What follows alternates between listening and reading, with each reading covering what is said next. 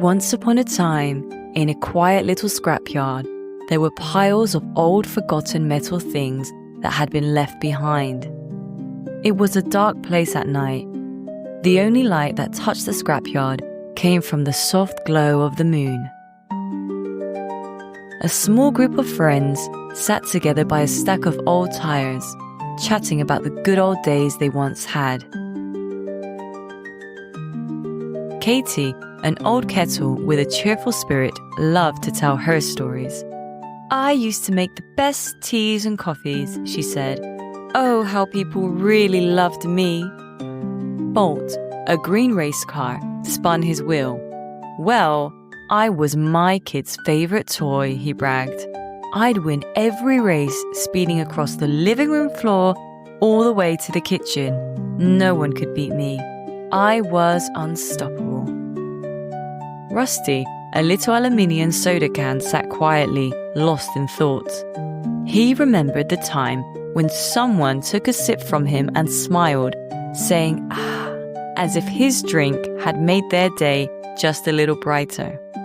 But now, he was dented, scratched, and his logo was barely visible.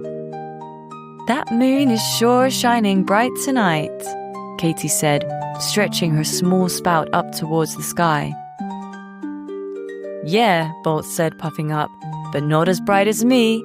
Look at this shine." Rusty sighed, looking down at his dull, scratched-up body. "I wish I could shine like that," he murmured.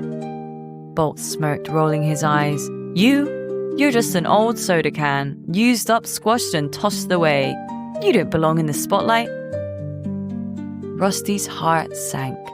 Feeling small and forgotten, he slowly wandered away, leaving his friends behind. Rusty stopped near a pile of junk. He looked up at the stars, which twinkled softly. What good am I now, he wondered, feeling more alone than ever. Just then, something caught his eye. A faint flickering light coming from a pile of broken things. Curious, Rusty went closer. Half buried in the scraps, he spotted a strange object with a metal base and cracked glass. Its light flickering weakly, like a candle trying to stay alive. "Hello?" Rusty said softly. The object shifted and spoke in a quiet, shaky voice. "Oh, hello? What are you?" Rusty asked. "I'm a lantern," the object said hesitantly.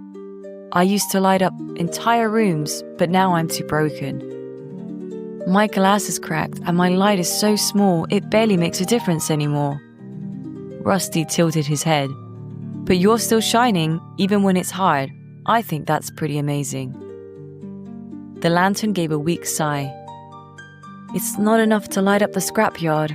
My light is so tiny, it barely reaches beyond me. The scrapyard is still dark and full of shadows."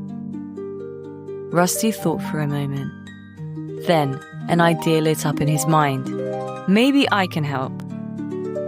I might be small and dented, but together, we could shine brighter." Carefully, Rusty balanced the lantern on his lid. The light from the lantern reflected off his smooth aluminium sides. The light grew brighter, spreading across the scrapyard and lighting up the piles of metal with a soft golden glow.